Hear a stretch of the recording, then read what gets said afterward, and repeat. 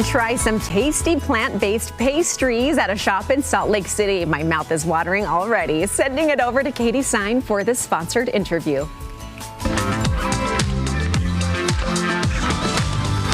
Taste Utah Bites. We're on Good Things Utah. We are bringing you the flavors of fall, and today we are at Passion Flower. I'm sitting here with Jessica, owner. We were just talking about like MVP. Jessica, for people who don't know where Passion Flower is, where are you located? We are located on 165 East, 900 South, just west of Liberty Park. So yeah, just super, super accessible, which is really nice. You've got parking sort of everywhere, which is lovely. And tell us what is so unique and special about Passion Flower. I know, but lay it down for the people. So we focus on French pastry. However, everything is plant-based. So we don't use any animal byproducts, which is really nice, not just for people who eat a plant-based diet, but people who have allergies to milk or eggs, things like that. They're still able to obtain things like croissants and coffee without having to worry about cross-contamination. Yeah, absolutely. And what I'll say is even for people who don't eat plant-based, you would just never know. No, you don't. Do such a phenomenal job here. Yeah. Tell us what we have in front of us. I mean, it's just a smattering of what you offer. Yes. So this is just our fall flavors. We still have like our staples that we have year-round in the case. So in the front, we have our ginger molasses chewy cookie, which is actually the very first recipe I ever developed. I was in high school. Oh my gosh. And that's been a favorite around my staff. We also have our pumpkin pie croissant, our house-made Nutella croissant. Over here, we have our pumpkin spice carrot cake.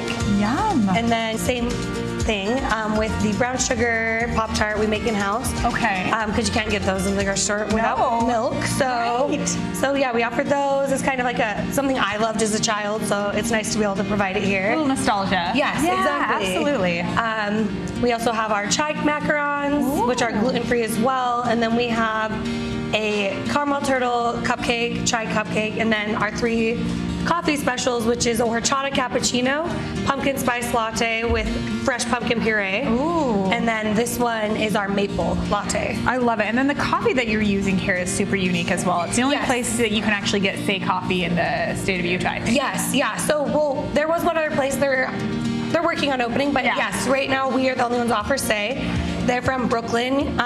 They're a small batch roaster. They're amazing to work with. Their coffee pairs well with everything, whether it be in a pastry or just in a cup.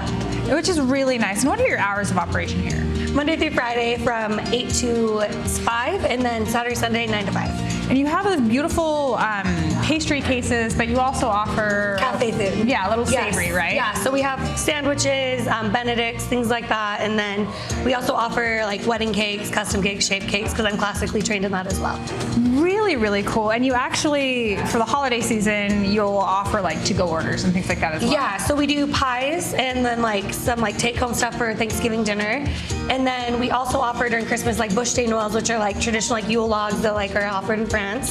So it's like a cake that's rolled and shaped like a log. Yeah. And then we also do candy boxes. That's a very impressive. I mean, I'll say that sometimes in life you eat with your memories, through nostalgia. Right. And I think when we make dietary choices or we have restrictions just that happen to us later in life, it kind of feels like a bummer when you can't partake. And it's so cool that not only are you creating all of this very accessible food, but it's also really, really delicious. Yeah, and it's, it was nice because when I first went vegan, I wasn't able to eat anything like you're saying. So we have like things that I loved when I was young, like Hostess cupcakes. We have our own version of that we keep in the case and stuff. Just things that people weren't able to eat. But it's nice because we encourage people to try it even if they're not vegan, because you won't be able to tell the difference. We have people who are not vegan who even love our ham and cheese croissant. Yeah, absolutely. It's not real ham. I mean, I have to tell you, you really do need to come down to Passion Flower and try all of these fantastic sweets. The savory menu is so delicious as well.